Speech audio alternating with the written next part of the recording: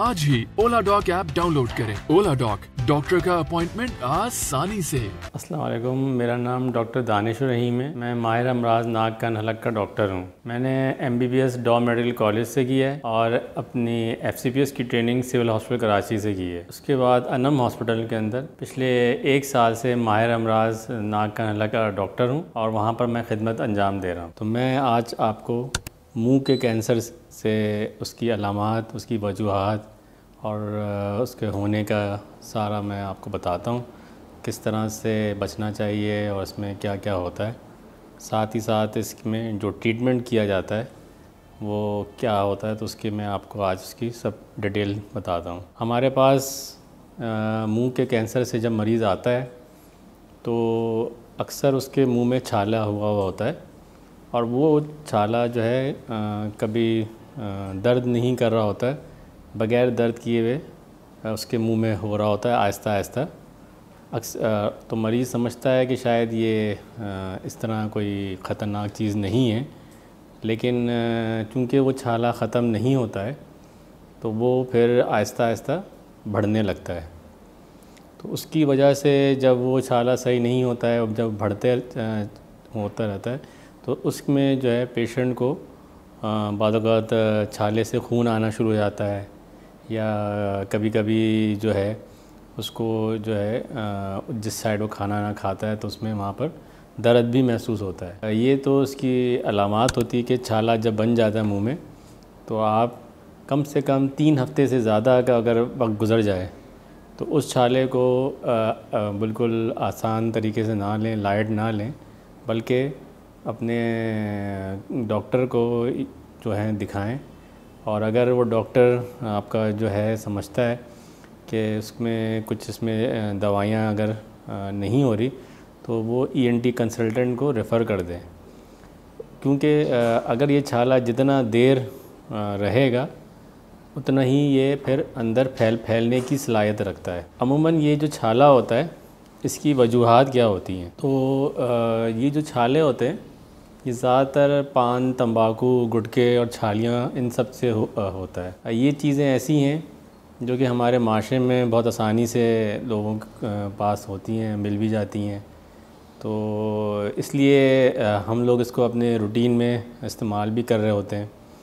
तो जब लंबे टाइम तक हम ये चीज़ें खाते रहते हैं तो उससे जब ये छाला बनने लगता है तो उस वक्त चूँकि इस छाले में दर्द इतना नहीं होता है तो आहिस्ता आहिस्ता ये फैलने की सलाहियत रखता है। तो ख़ासकर जो गुटखा होता है जो कि हमारे माशरे में अक्सर हर जगह अवेलेबल भी है, जबकि हुकूमत ने इसके ऊपर बैन भी लगाया हुआ होता है, मगर फिर भी लोग इसको इस्तेमाल करते हैं और तो वो जो है इस छाले को बनाने में ज़्यादा असर देता है। अच्छा, जब ये छाला हो जाता है और अगर सही नहीं हो रहा हो और आपका जो ENT कंसल्टेंट है वो समझ रहा है कि इसमें ख़तरनाक अलामात ज़ाहिर हो रहे हैं, तो फिर इसमें सबसे पहला जो अमल आता है वो है कि इसकी जो है बायोप्सी की जाती है। बायोप्सी क्या होती है कि इस छाले में से हम छोटा सा टुकड़ा निकालते हैं और उसको फिर हम लेबॉर्ट्री टेस्ट करने भेजते हैं और उसकी रिपोर्ट हफ्ते 10 दिन में आ जाती है, जिसमें फिर ये इसमें साबित हो जाता है कि ये मुंह का सरतान है या कैंसर है। तो फिर ये उसके बाद उसका फिर इलाज शुरू होता है, क्योंकि जब तक ये बायोप्सी नहीं की जाती है तो इसका जो इलाज है पूरा वो कोई भी फिर इस पर शुरू नहीं करता है। वैसे तो शहर में मुख्तलिफ़ इसमें इलाज हैं, इसकी कीमोथेरेपी भी होती है, इसमें शुआएँ भी लगाई जाती हैं, रेडिएशन थेरेपी भी होती है, मगर हर चीज़ से पहले बायोप्सी का होना लाजमी है। तो इसलिए अगर इस बात का शक हो जाए कि ये छाला इसमें कैंसर के जरासीम या नुकसानात पाए जा रहे हैं तो इसमें जल्द से जल्द इसकी बायोप्सी करवाई जाए, ताकि ये तशख़ीस हो जाए कि ये छाला जो है वो इस नौइयत का है कि ये फैल सकता है, कैंसर किस में है। क्योंकि जितना जल्दी आप इस छाले का इलाज कराएंगे उतना ही इसका अच्छा फ़ायदा मिलेगा। वरना तो जितना आप लेट होते जाएंगे तो उसी तरह से इसके जो स्टेजेस हैं वो फिर बढ़ते चले जाते हैं। और फिर जो इसका जो इलाज है वो सबसे पहला जो इसका स्टेप होता है कि इसमें जो है इसको ऑपरेट किया जाता है, यानी कि इसको छाले को पूरा निकाला जाता है। हमारे माशरे में गाल के हिस्से में छाला बहुत ये कैंसर का, मुंह का कैंसर जो है वो बहुत आम है। और उसके बाद दूसरे नंबर पर फिर ज़बान का कैंसर आता है, और फिर उसके बाद फिर तालू का कैंसर, और फिर जबड़े का कैंसर होता है। तो इस तरह से ये कैंसर है। तो ये जो क्योंकि हम लोग पान, तंबाकू, गुटखा ज़्यादातर गाल के ऊपर रखते हैं, तो इसलिए गाल पर इसके बनने के जो हैं असरात ज़्यादा आते हैं।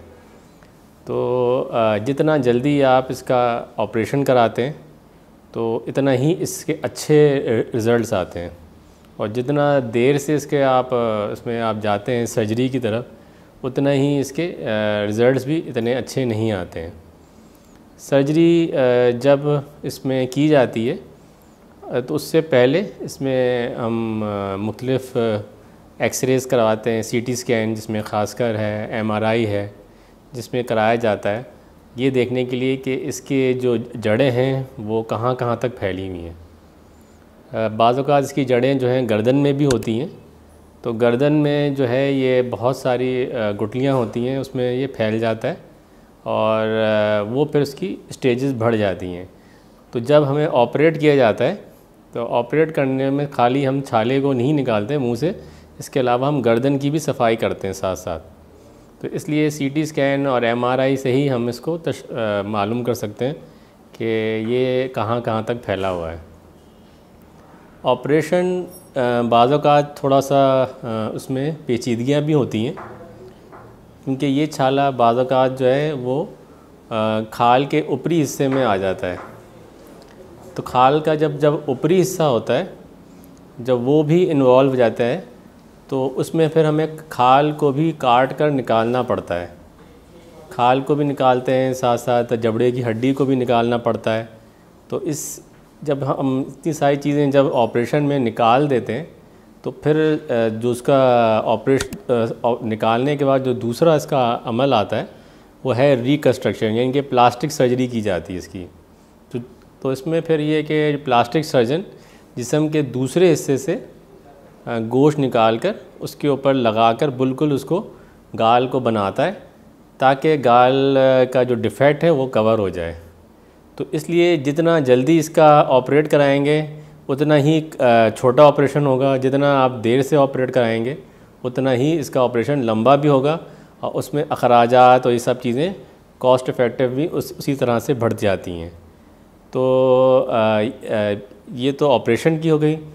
ऑपरेशन के बाद जो उसका दूसरा अमल होता है वो है कीमोथेरेपी और रेडियोथेरेपी।